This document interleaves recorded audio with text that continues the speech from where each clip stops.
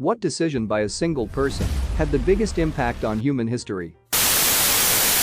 Alexander Fleming was a sloppy medical researcher in the 1920s who returned from a 2-week vacation to find he had left out one of his culture plates and it had grown over with mold. Most lab technicians would never have allowed this to happen in the first place. If it did happen, they would have immediately scrapped the mess and thought nothing else of it. Fleming decided to take a close look out of curiosity and discovered that this mold made destroying bacteria its business. And business was good. He had discovered penicillin and birthed essentially the entire field of successful, safe antibiotics, revolutionizing medicine the world over practically overnight. The decision of John F. Kennedy to ignore the unanimous recommendation of his military advisors to launch airstrikes on Cuba in October 1962. Close second, the decision of Nikita Khrushchev to offer a deal to Kennedy as a way out of the Cuban Missile Crisis. The biggest event of the 20th century, and arguably ever, was the one that didn't happen: global thermonuclear war. Genghis Khan's decision to be a warlord instead of following his dream of becoming a singer. Luckily his great-great-great-great-great-great-great-great-great-granddaughter Chaka Khan was able to live out his dream. Hans Christian Ørsted deciding to teach his class about both electricity and magnetism in the same lecture. He set up his equipment and noticed that a compass needle jumped when he connected a nearby electrical circuit.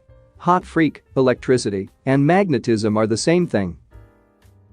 He also isolated alum, which at the time was even harder to get than gold. Constantine, seeing what was likely atmospheric lensing in the shape of a cross caused by a meteor and adopting Christianity for the Roman Empire. This was my answer too. The entire world would be different had this event not happened. None of Western Europe or North America would be as it is now. Radcliffe, a man who had never been to the east of Paris, drew the lines on the map of colonial India, causing one of the largest mass migrations in history and one of the worst refugee crises. Most dangerous thing in the world is an Englishman with a map and a pen. Just ask India, Pakistan, Ireland.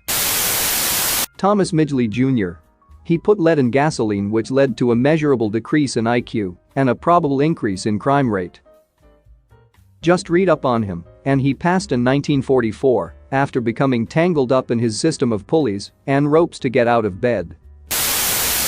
The first human that decided to stop being a nomad and plant crops. This actually happened independently in hundreds of places, and societies the world over went back and forth between settled agriculture and other subsistence lifestyles. There are benefits to agriculture, but also drawbacks, and many cultures recognized the trade-offs for what they were and abandoned the practice. I highly recommend The Dawn of Everything by Grieber and Wengrow if this sort of thing interests you.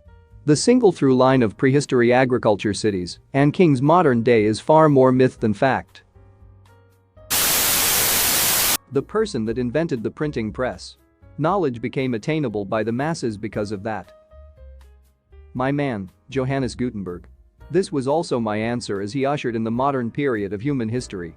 His work developed the Renaissance, Reformation, Age of Enlightenment, and Scientific Revolution, as well as laying the material basis for the modern knowledge-based economy and the spread of learning to the masses.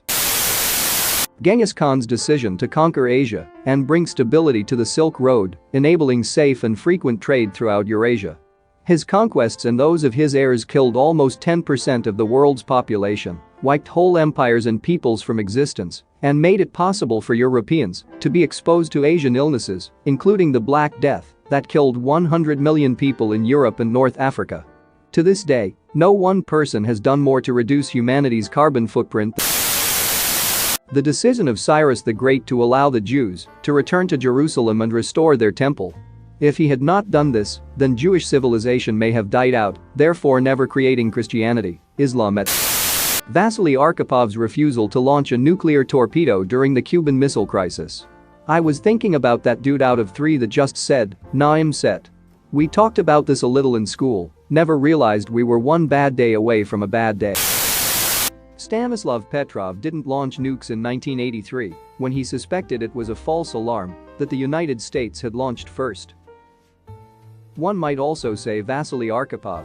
He was second in command of a Russian submarine during the Cuban Missile Crisis. Deploying a nuclear torpedo from the sub required the approval of all 3 commanding officers, Arkhipov.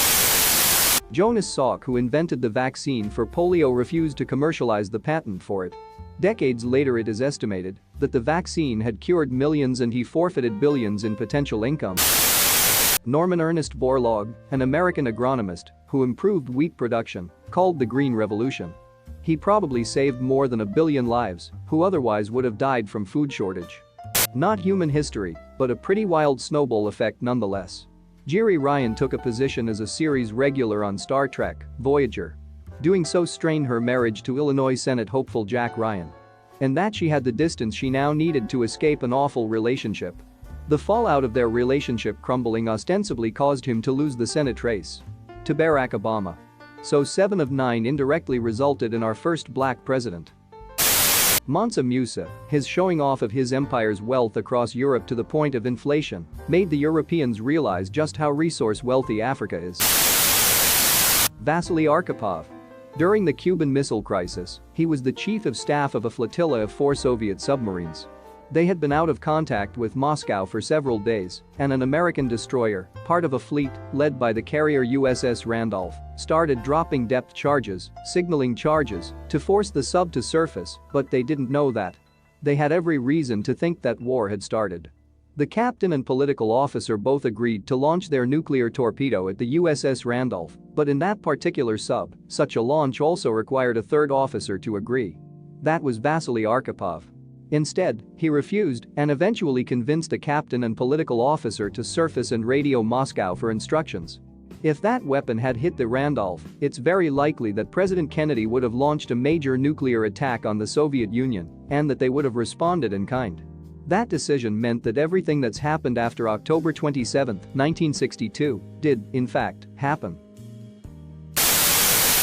Gavrilo Principi assassinated Franz Ferdinand, which led to World War I, which led to World War II, which led to the Cold War, which led to the war in Afghanistan, which led to 9/11s, which led to the war in Iraq. Christopher Columbus decided he'd just start sailing west. Directly and indirectly resulted in the deaths of millions, changed the way the entire world fed itself, and upended the old power structures between nations. If Albert Einstein was not Jewish, he escaped from the Nazi power, and him and some of the strongest scientists in the world helped the USA develop atomic bombs using the Nazi plans. Had he not been Jewish, he might have helped the Nazis develop the atomic bombs and win. Hitler's choice to invade the Soviet Union. If he had waited until the British collapsed or surrendered, he may have had a chance. The a-hole who decided to test Chernobyl reactor to the point of breaking. He wasn't as bad as the miniseries painted him, from all of the accounts I've read. He was considered a tough but fair guy by the accounts of those who survived and was well respected, even by the families of those who died in the accident. He's just a convenient scapegoat for it because pressures upon him put him in charge of the room at the time. There's accounts and interviews from surviving control room staff, and none of them blame him or depict him acting in some of the ways the miniseries depicted him. Without a doubt, it's the one and only Nikola Tesla. He invented AC power, induction motor, radio remote control, Tesla coil, bladeless turbine, steam-powered oscillating generator. The magnifying transmitter, radio transmissions. Whilst he didn't invent neon and fluoro lights, he invented the first neon light sign. His invention of AC power has literally changed the world. This is utterly the biggest impact on humanity ever. Alexander the Great decided to go against his advisors' wishes in the 200s BC and not launch a night raid against a Persian camp against a force that was 5x larger than his. Unthinkably, he wanted to face them head-on, in an open field, in the middle of the day. Because that was honorable. Turned out to be a good decision. The Persian army stayed up all night waiting for what they believed to be a predictable night attack by the numerically inferior force. And despite their numbers, due to in part being tired and in part due to Alexander charging through the army directly at the Persian king, the Persians lost the battle.